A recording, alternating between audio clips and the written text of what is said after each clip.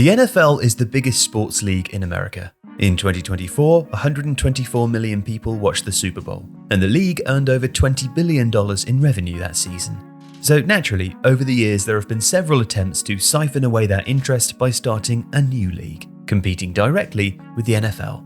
And while all of those attempts have flopped to varying degrees, one failed so spectacularly that its own commissioner called it, quote, the biggest disaster in professional sports history. In October 1973, Gary Davidson, a golden-haired, fast-talking lawyer from California, announced plans for a second major football league to challenge the NFL. It would be called the World Football League. Now, he claimed his league would start with teams in the United States and Canada, but would eventually span the globe. This new league would raid the NFL for talent and introduce revolutionary rules and changes to make the sport more exciting. And Davidson wasn't without credibility. He had previously launched two rival pro leagues in hockey and basketball, both of which did exactly what he promised his football league would do. 2 years later, however, the World Football League had burned through more than $30 million, the equivalent of just under $200 million in today's money, and ceased to exist entirely. In July 1974, George Haynes, a lanky cornerback with NFL aspirations, arrived for his first practice with the World Football League's Detroit franchise in its inaugural year. A team official picked him up at a downtown hotel and drove him to the practice field in the suburbs. And Haynes was shocked. The field was shoddy and it was at the home of a local prep school. The team official popped the car's trunk and told Haynes, "Okay, see if you can find a helmet and shoulder pads that fit." And things didn't get much better from there.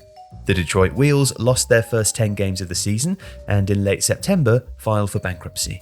The team was $1.4 million in debt. They owed money for pizza, for dry cleaning, and for hotels. They'd even sent a floral wreath to the funeral of Lions coach Don McCafferty, but had never actually paid for it. Banks in Detroit refused to extend the Wheels credit, but the team's director, Owen Ziegelman, didn't blame them. "If I was a bank," he told the Detroit Free Press, "I wouldn't have loaned money to us either." And less than 2 weeks later, just 14 weeks into the season, the Detroit Wheels ceased to exist. Opening week audiences for the WFL actually exceeded expectations, averaging 38,000 fans per game. However, that initial burst of interest soon depleted and attendance plummeted. By October, the whole league was in disarray.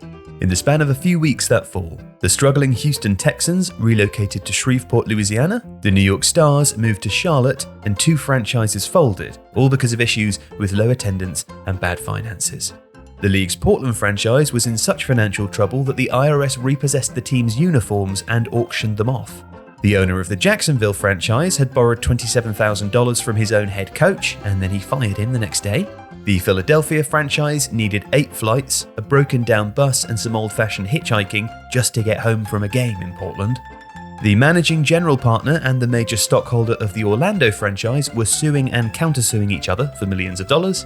And the owner of the Chicago franchise cancelled his team's final game, even though a playoff spot was on the line, saying, "We don't deserve to be in the playoffs." It didn't help that he'd also lost $800,000.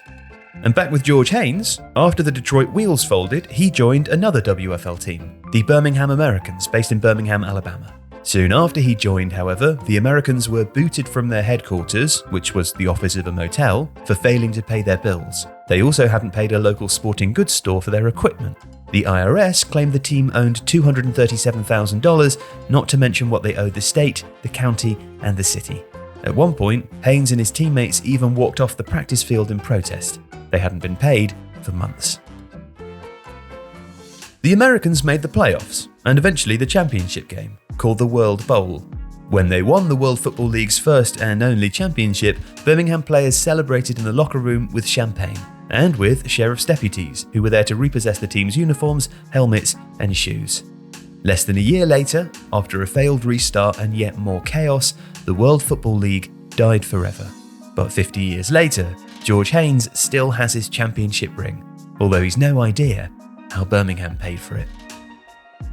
If you like this video, please consider subscribing to the channel. The Athletic is home to the best team of sports writers, reporters, and analysts in the world, offering exclusive stories and unrivaled insight. You could try The Athletic for free for 30 days by clicking the link in the description.